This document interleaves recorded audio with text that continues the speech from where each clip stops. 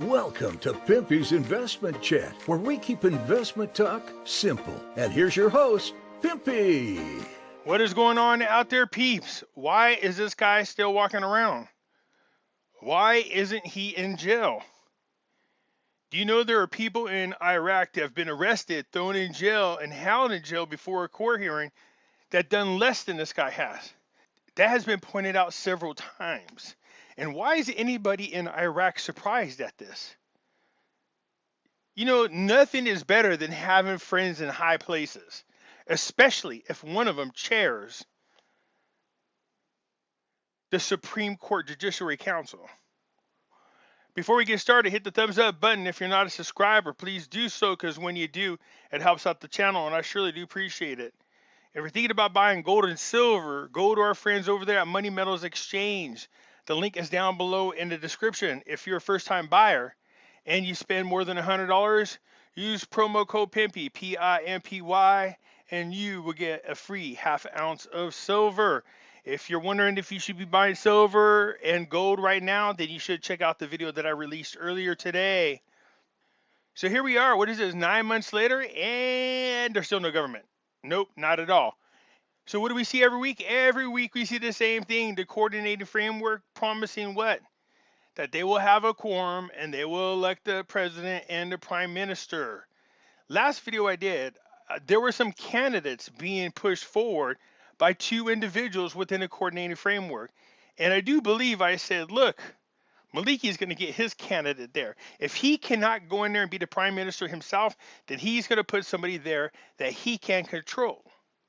And sure enough, as they go through all the candidates, they managed to weave out, and the other candidates pulled their name out of contention to run for prime minister, which left only two candidates. And when you know it, by the stroke of Allah, it's two of Maliki's candidates. That's it. The two names remaining both come from Maliki himself. So you see right here, it says the deputy for Fatah announcing the prime ministerial candidate in the coming hours. It said the coordinating framework has reached in the past 2 days many positive and understandings. Of course it's positive understanding. It's their own people. They want to make it sound like they're achieving some accomplishments that would be really hard to agree with. Oh my God, our own group of people is agreeing with our own group of people on the candidate. It says, including that of leaders of the first line of coordination will be in the management position of the coalition, excluding the names by agreement and proceeding with the second stage in choosing the prime ministerial candidate. We won't need to get into this article. I'll get into it a little bit more on a different article, just talking about what the heck's going on. But right here, we do want to see this. It said the framework demanded that Kurdish parties to resolve their position and not to proceed with the 2018 scenario, and to make concessions to resolve the issues of the presidency of the republic, noting that in the event that the 2018 scenario proceeds, it will leave differences between the two Kurdistan's party and open a future gap, as it will cause a state of intent annoyance to form the next government. No, elections are coming, I have a feeling, no matter what. Qasem al-Araji announces the withdrawal of his candidacy for prime minister. What are the odds of this? Seriously. The National Security Advisor al-Araji announced on Sunday that he is withdrawing his candidacy for the post of prime minister. Al-Araji is a leader of the Barter organization headed by al-Amari, who is a part of the coordinating framework and who became the largest bloc in the Iraq parliament after the withdrawal of the Sadr's movement. Al-Araji said in a statement, for 9 months the political process has been witnessing a blockage that has harmed the interests of the people and the nation. I believe that the nation deserves sacrifice. So I thank the esteemed framework committee that nominated my name for the position of prime minister, and here I announce my apologies for accepting the nomination. Would you accept? It's like somebody that is being nominated right next to Hillary Clinton, and you're thinking to yourself, that's who I'm running up against? They're like, yeah. I go, I'm not going to get Arkansas.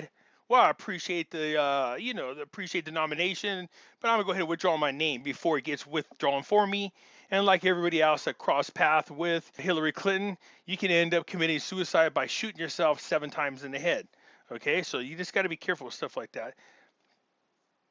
It's the last Tuesday, the coordinating framework formed a committee to select candidates for the position of Prime Minister, compromising the Secretary General, the head of the Wisdom Movement, and the head of the Supreme Council, and the representatives of the virtual party.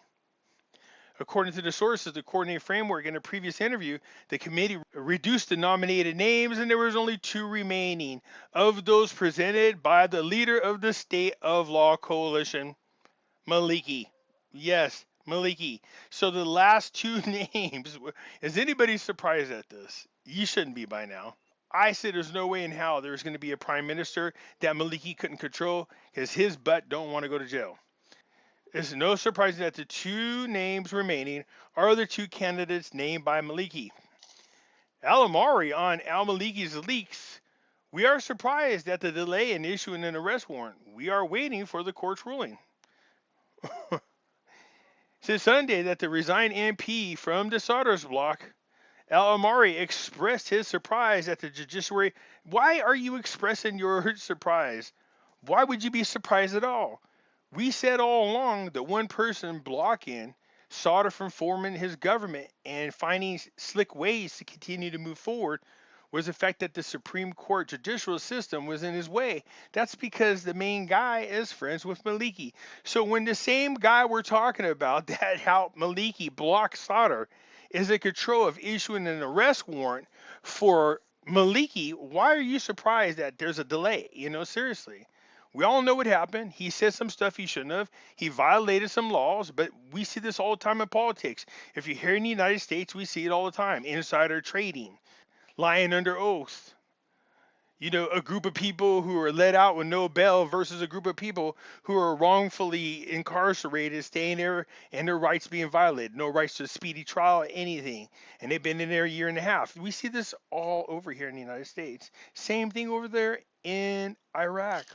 Al Sodder, do you want our leader to reconcile with a murderer and agent? He's holding no punches. So Sodder issued a clarification regarding the recent leaks of the leader of the State of Coalition, Maliki, stressing the impossibility of reconciliation with an agent, corrupt murderer, and accused falsehood against the crowd and the people. Saleh said in a Facebook post, which was followed by the news, and a text was clarification of the obvious. Some people have always denied some of the obvious ones, such as the sun at the 4th of the day. Yeah, we got that same thing here. The obvious cannot be explained at all. The obvious is they know why Maliki hasn't been arrested. There's no need to explain it. They know. It is also not easily denied, especially since it is proven and evident, but some were quick to question this essence of the obvious in order for some naive people to believe their interpretation of the justification.